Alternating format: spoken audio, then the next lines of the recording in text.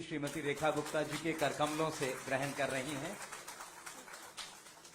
इनके बाद ज्योति अब नियुक्ति पत्र ग्रहण कर रही हैं माननीय मुख्यमंत्री महोदय के करकमलों से माननीय मंत्री महोदय के सानिध्य में। सुखविंदर सिंह अब नियुक्ति पत्र ग्रहण करेंगे। इसी क्रम में अब गुरमीत सिंह जी नियुक्ति पत्र ग्रहण माननीय मुख्यमंत्री श्रीमती रेखा गुप्ता जी के करकमलों से माननीय मंत्री श्री मनजिंदर सिंह सिरसा जी के सानिध्य में। इसी क्रम में परविंदर कौर, तालियां बजती रहें। परविंदर जी आप नियुक्ति पत्र ग्रहण कर रही हैं। इसी क्रम में अब रंजीत सिंह आज के इस अवसर पर नियुक्ति पत्र माननीय मुख्यमंत्री महोदया के करकमलों से प्राप्त कर रहे हैं। और इनके बाद पपेंद्र कौर आज की हमारी 36वीं प्रतिभागी जो नियुक्ति पत्र ग्रहण कर रहे हैं। तालियां जोरदार हों, अभिनंदन में संवेद तालियां आज के इस विशेष नियुक्ति पत्र वितरण समारोह में आप सबका हृदय से मेरा निवेदन आप सब से, आप अपने नियुक्ति पत्र लेकर मंच के सामने आ जाएं। दोनों तरफ से आ जाएं प्लीज, तेजी से एक बार आ जाएं। और आप सब हंसता चल मुस्कुराता चल और इनके जीवन में सब कुछ शुभ हो इसलिए जोरदार ताली बजाता चल। आभार, अभिनंदन आप सबका। एक बार प्लीज आने दीजिए सभी लोगों को बहुत तेजी के साथ। मेरी विशेष निवेदन हमारे मीडिया के साथियों से, थोड़ा सा आप ही के लिए हम ये प्रयास कर रहे हैं।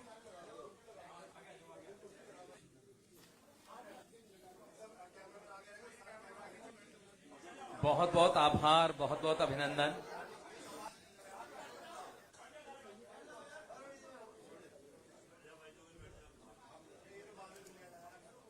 तो किसी ने कहा है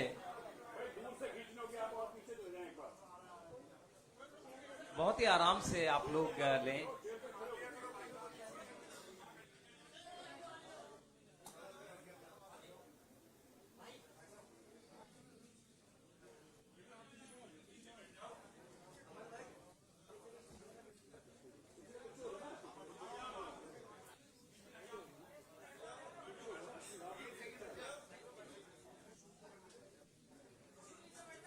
बहुत बहुत आभार आप सबका। आज का यह क्षण न सिर्फ अभ्यर्थियों के जीवन में बल्कि दिल्ली राज्य की प्रगति में भी एक नए अध्याय का आरंभ कर रहा है। बहुत बहुत आभार, बहुत बहुत शुभकामनाएं।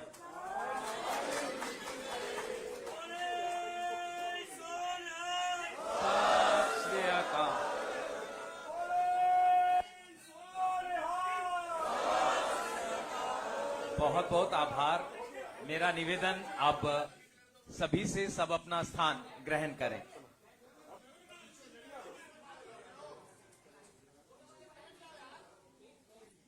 बहुत बहुत आभार, बहुत बहुत अभिनंदन। आज का बहुत ही विशेष अवसर जब हमारे दिल्ली के 36 और परिवार समृद्ध हो रहे हैं। दिल्ली सरकार अपनी मदद से, सहयोग से एक आश्वासन दे रही है कि सरकार आपके साथ है। बहुत बहुत आभार। किसी ने कहा है कि जिनकी नींव आंसुओं से बनी हो उन घरों को दोबारा खड़ा करना केवल शासन का काम नहीं, ये इंसानियत का फर्ज है। और दिल्ली सरकार इस फर्ज को आज बखूबी निभा रही है। मेरा निवेदन आप सब से, अब आप सब अपना अपना स्थान ग्रहण करें। आज का ये बहुत ही विशेष अवसर जब हम एक कर्तव्य यहां पूरा कर रहे हैं, सहयोग का, आश्वासन का, समर्थन का, अपने साथ होने के एहसास देने का। बहुत बहुत आभार। और आज के इस भव्य समारोह में अब मेरा निवेदन दिल्ली के बहुत ही लोकप्रिय, सक्रिय एवं कर्मठ मंत्री माननीय श्री मनजिंदर सिंह सिरसा सर से वो आए और अपने संबोधन से हम सबको नई प्रेरणा दें। एक बार जोरदार तालियों से आइए स्वागत।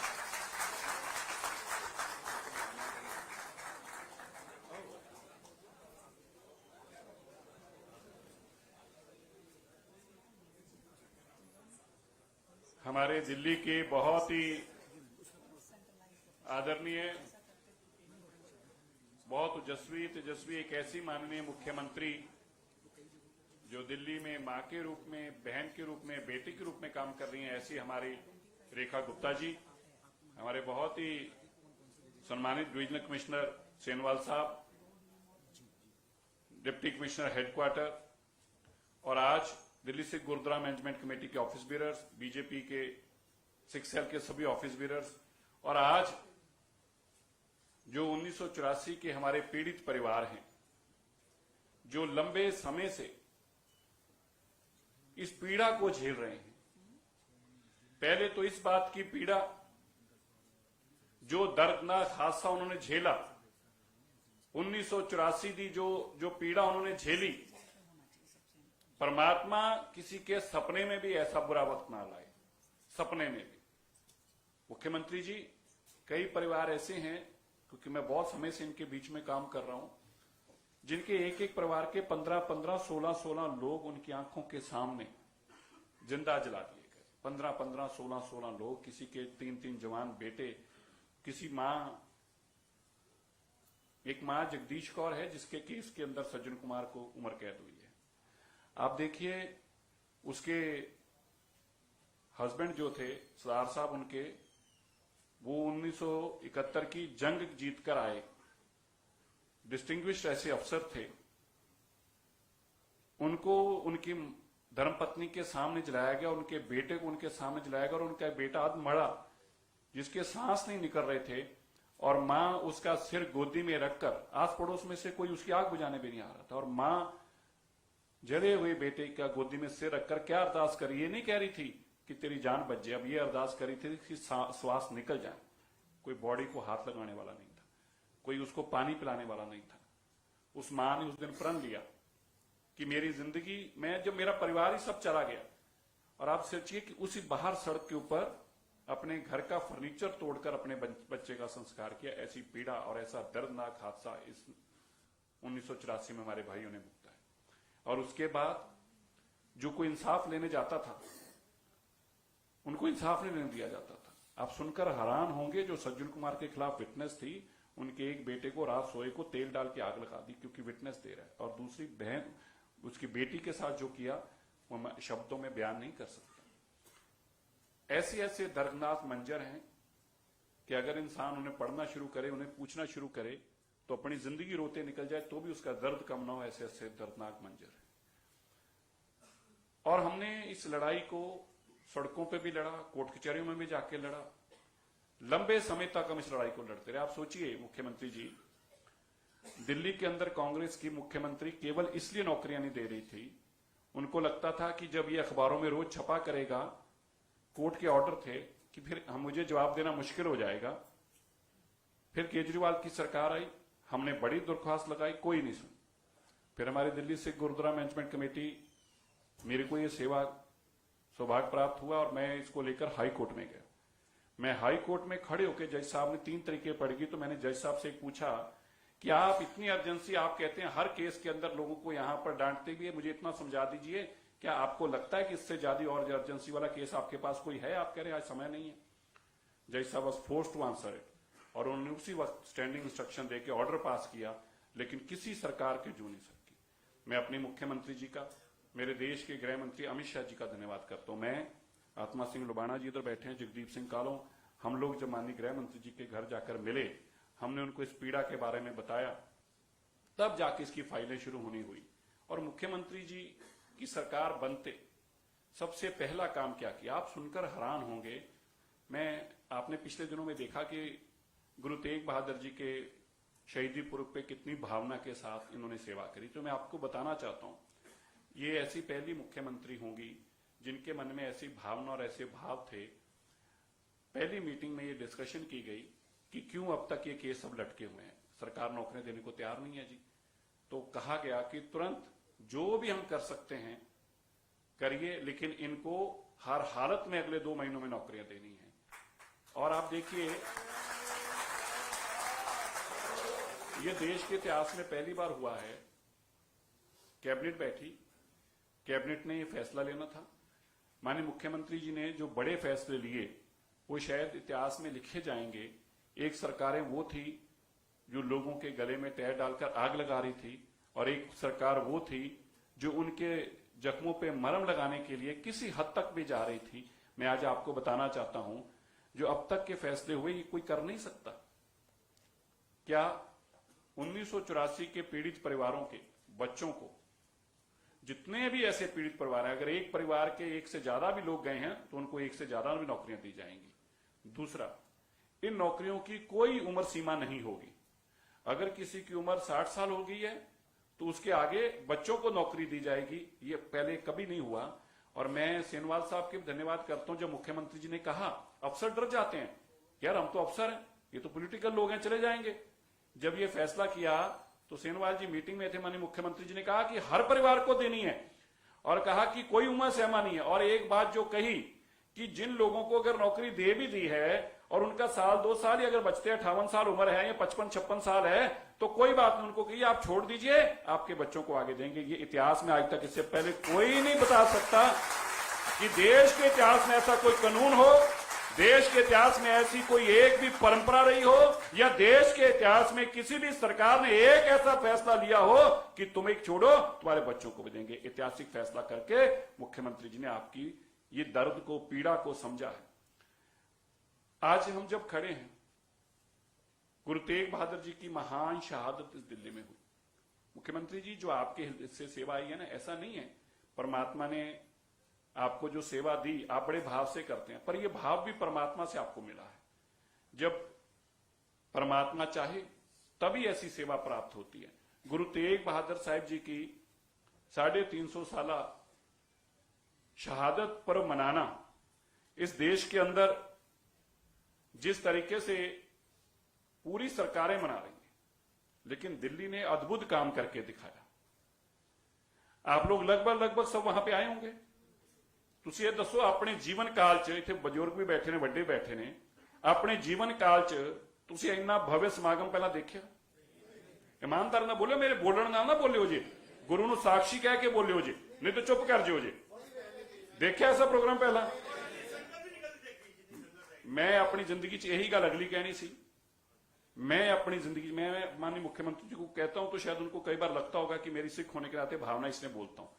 मुख्यमंत्री जी, 52 साल की मेरी उम्र होगी और मैंने देश की बड़ी शताब्दियां जो आई हैं सारी मैंने देखी भी, और मैं उनका कहीं ना कहीं उसमें संयोजक भी रहा हूं और उसमें काम करने वाला रहा हूं। पटना साहब से लेके, हजूर साहब से लेके, अनंतपुर से लेके मैंने सारी शताब्दियां मनाने का काम किया। पर मैं अपने जीवन काल में इतनी बड़ी संगत मैंने अपने जीवन काल में नहीं देखी। मैं तो आपको बताना चाहता हूं, हमारी संस्थाओं में जो जथेदार साहिबान हैं, इसी तरह न्यांग सिंह जथेबंदी हैं। तो परसों मेरे पास, हमारे लोग तो सब जानते हैं, न्यांग सिंह जथेबंदी के सबसे बड़े मुखी जो हैं बाबा बलबीर सिंह जी 96 कोड़ी, परसों शाम को स्पेशली मेरे को मिलने दिल्ली में आए थे। सिर्फ मुझे मिलकर वापस चले गए। मेरे को सरोपा देने के लिए आए थे कि जो आपने बड़ा काम किया, उनको दिल्ली में जब अमृतसर गए, हमारी गलती रही, मैं उनको बता नहीं पाया, तो उनको बड़ा खेद हुआ कि आप अमृतसर आए और मुझे पता नहीं चला। उन्होंने मुझे कहा, जो उन्होंने कहा, बोले ऐसा है कि वहां पंजाब में भी मनाने की बात हुई, लेकिन इसके बराबर ना वो समागम कर पाए, ना लोगों ने उसमें शिरकत करी। क्यों? क्योंकि वो राजनीतिक प्रेरित चीजें थी। हमारा समागम भावना से प्रेरित था।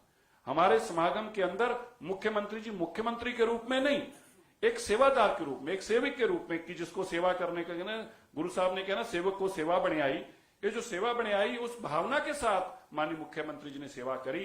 और मैं हैरान हूं, अभी आपने देखा होगा, हम 3 दिन पहले दरबार साहब भी गए थे। मुख्यमंत्री जी बोले कि सिरसा जी, मैंने अरदास मन में की थी, इतना बड़ा समागम जब मैं देख रही थी लाल किले पे हो रहा है, लाल किले पे घटना घटी थी, तो बहुत चिंतित। आप समझ सकते हैं मुख्यमंत्री के लिए कितना बड़ा प्रेशर होगा कि आप उसी जगह पे, आप, हम तो बड़े आसानी से कह देते हैं, बहुत आसान अल्फाज होते हैं, और जी लाल किले कीता जी, सरकार ने कीता, पर आप कभी उसकी भावना के अंदर जाके देखो।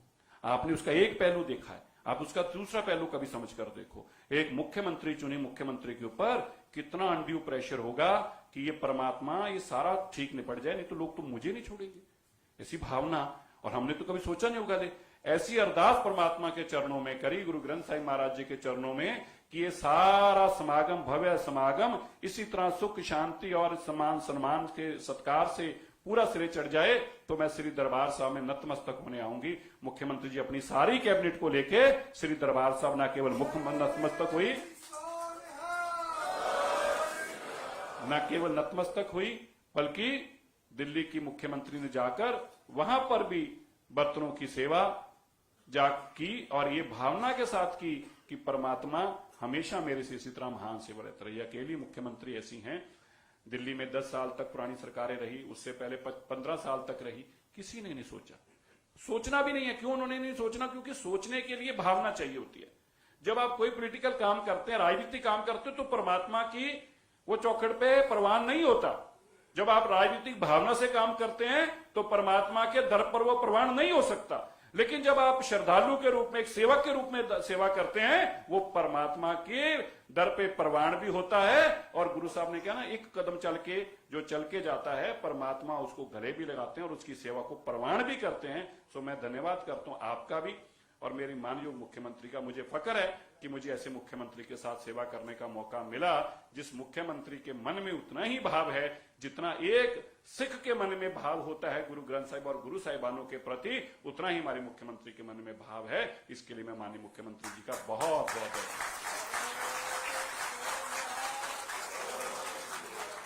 मैं बहुत धन्यवाद करता हूं। 1984 के आप परिवार भी आए हैं, मैं आपको भी कहना चाहता हूं, ये केवल एक भावना के साथ जुड़ा हुआ होता है। इंसाफ के साथ साथ आपको रोजगार के साथ साथ इन सबसे ऊपर ये भावना है। भावना क्या है कि 1984 के पीड़ित परिवारों ने बहुत दुख झेला है, मेरे रहते उनको ये दुख ना मिले। ये भावना को शायद आप भी जरूर समझ पाए होंगे। समझ पाए इस भावना को? नहीं, आप बोले जा रहे हैं, ऐसा तो नहीं समझ पाए इस भावना को। मैं आपका धन्यवाद करता हूं और मैं आपको इतना ही बस कहना चाहता हूं, जो मैंने अल्फाजों में बोला है, मैंने कोई अपनी तरफ से ऐसी बात नहीं बोली, पर मैं अपने अल्फाजों के पास, मेरे पास ऐसे अल्फाज नहीं थे जिनसे मैं अच्छी तरह बोल पाऊं। भावना मुख्यमंत्री जी से इससे भी ज्यादा है जो मैं बोलने में नहीं कामयाब नहीं हो पाया। तो मैं आप सबका फिर धन्यवाद करता हूं। दिल्ली सिख गुरुद्वारा मैनेजमेंट कमेटी का बहुत बड़ा योगदान रहता है, मैं उनका भी समागम के लिए भी, और 1984 की जो उन्होंने लंबी लड़ाई लड़ी। मुख्यमंत्री जी आज भी हमारे केस, कमलनाथ का केस दिल्ली कमेटी के माध्यम से, सज्जन कुमार का केस, जगदीश टाइटलर का केस, ऐसे अनेकों केस में अपनी गुरुद्वारा कमेटी की संस्था का भी बहुत धन्यवाद करता हूं कि जो रात दिन इस सेवा में करते हैं। मैं आप सबका फिर से आभार व्यक्त करता हूं और सिख सेल के आए हुए सभी पदाधिकारियों का भी धन्यवाद करता हूं। थोड़ा शब्द बहुत बहुत धन्यवाद। वाहिगुरु जी का खालसा, वाहिगुरु जी की फतेह। बहुत बहुत आभार, बहुत बहुत धन्यवाद सर, आपके इन भावपूर्ण संबोधन के लिए आपका हृदय से आभार। आज के इस भव्य समारोह की मुख्य प्रेरणा स्रोत दिल्ली की माननीय मुख्यमंत्री श्रीमती रेखा गुप्ता जी, जो निरंतर पारदर्शिता, सुशासन और विकास के मार्ग पर दिल्ली को लगातार लेकर चल रही हैं। अब मेरा उनसे निवेदन, आज के इस अवसर पर संबोधन का एक बार जोरदार तालियों से आइए अभिनंदन और स्वागत। तालियां जोरदार।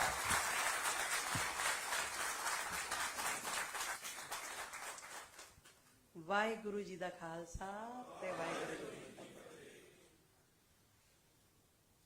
सच में बहुत भावुक क्षण है।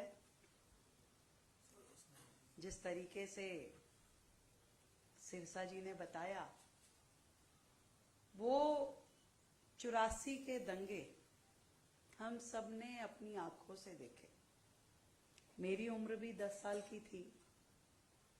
मेरे पड़ोस में सिख परिवार रहता था, बीबी आंटी बोलते थे हम उन्हें, और हर पल ये डर कि कौन दंगाई आ जाएगा, क्या कर देगा, मैं पता नहीं था। छिप के रहता था वो परिवार। उनका बेटा, उसने केश त्याग दिए, छोटे थे, पता नहीं था क्यों हो रहा है ऐसा। और उसके जैसे न जाने हमारे कितने सिख भाइयों ने, कि हमारी पहचान छिप सके, इसके लिए केश त्यागे। उस 84 के दंगे में सामने जला देना, इससे भयंकर क्या हो सकता है।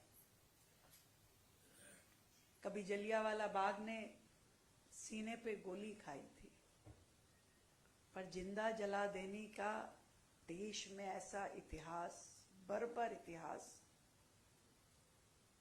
कभी भी भूला नहीं जा सकता।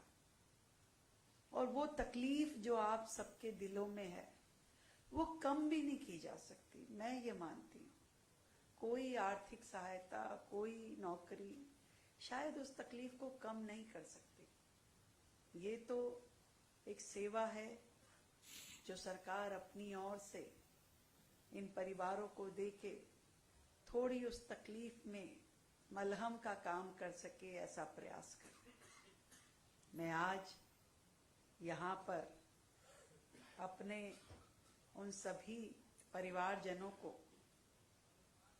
हाथ जोड़ करके यही कह सकती हूँ कि वर्षों तक आप सब लोग तकलीफ में रहे, सरकारें आई और चली गई, परंतु जो आपके साथ में व्यवहार होना चाहिए था, जो आपके दर्द को कम किया जाना चाहिए था, वो नहीं हुआ।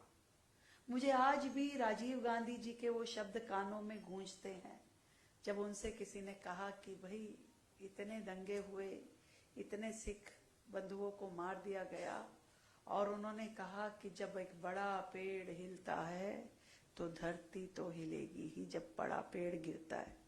यानी वो एंडोर्स कर रहे थे कि जो हो रहा है सही हो रहा है, और इसीलिए उनके इतने सारे नेता लोग उसमें इन्वॉल्व थे जिन्होंने अपने हाथों से ये सब कुछ किया।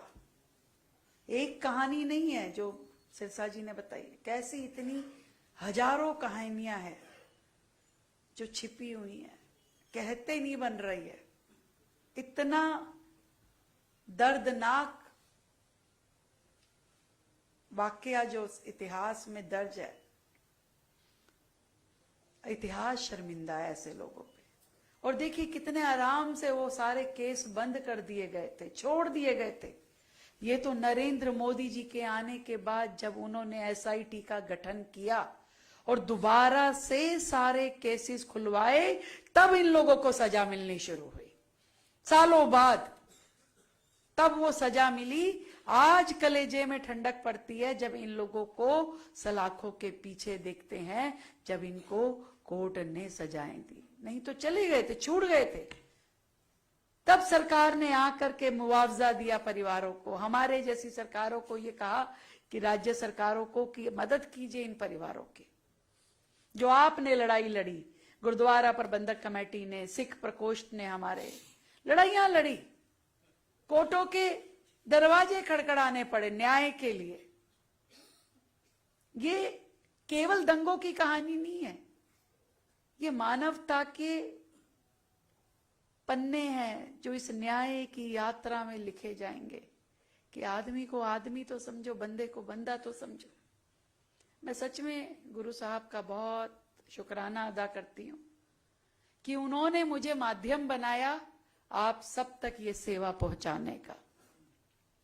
उन्होंने मुझे माध्यम बनाया ये अपनी 350वीं शहादत दिवस को समागम के रूप में दिल्ली शहर में मनाने के लिए।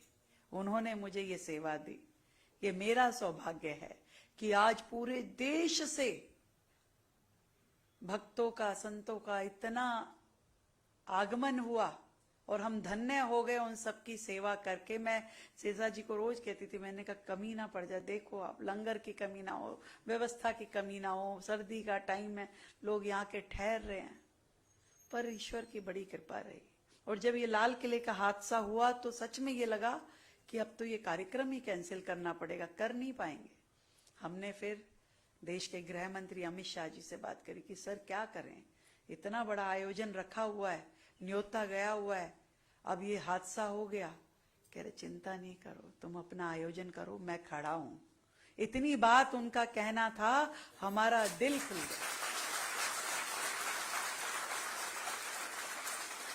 नहीं तो लाखों लोगों का आगमन हो और चींटी तक को भी चोट ना आए, ऐसा संभव नहीं हो पाता। इतनी व्यवस्थाएं खड़ी करी। और तभी मैंने सिरसा जी को कहा था कि गुरु साहब का शुक्राना करने चलना हुए। उन्होंने हमारी बड़ी इज्जत लगी, बड़ी लाज रखी कि बहुत सुंदर से कार्यक्रम हुआ और सबको बड़ा अच्छा लगा, बड़ा आनंद हुआ। बच्चा, बड़ा, बुजुर्ग, दूर दूर से आकर के उन्होंने गुरु साहब के चरणों में शीश नवाया।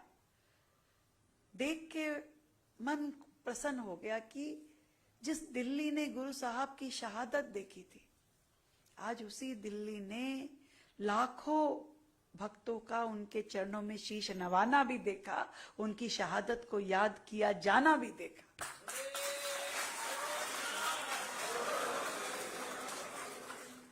अमृतसर जाकर के हमने पूरी कैबिनेट के साथ में गुरु साहब के चरणों में शीश नवाया, शुक्राना किया और कहा कि प्रभु बस हमें इस सेवा के काम में आगे बढ़ाते रहो। जो दिल्ली के दिल में दर्द है हम उसे कम करते रहे। जो सेवा आपने हमें दी है इसे हम अपनी पूरी ताकत से निभाते रहे। जितनी समस्याएं दिल्ली की हैं उनका समाधान करने के लिए दिन रात लगे रहें। और मैं सच में इस बात का धन्यवाद करती हूं अपने माननीय प्रधानमंत्री मोदी जी को कि उन्होंने मुझे कैबिनेट इतनी बढ़िया दी है, सिरसा जी जैसे मंत्री दिए जो एक आवाज पे मैं आधी रात कुछ कह दूं तो उसको पूरा करने के लिए लग जाते हैं। मैंने अभी भी इनको कहा मैं वीर बाल दिवस करना है, वही बढ़िया करना है, जोरदार। तो चिंता नहीं करो दीदी, तुसी बढ़िया करेंगे। और ये 350वां शहादत दिवस भी एक दिन में नहीं खत्म कर रहे, पूरे साल बड़े बड़े आयोजन होने हैं, पूरे साल चलना है।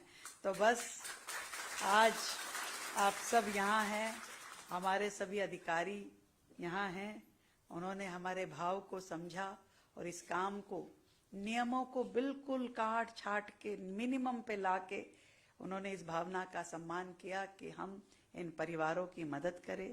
तो उनको भी मैं साधुवाद देती हूँ कि आपकी सेवा भी गुरु साहब के पास दर्ज हो गई है कि आपने इस काम में मदद करी और हम सब मिलकर के इन परिवारों को थोड़ी सी राहत दे सके।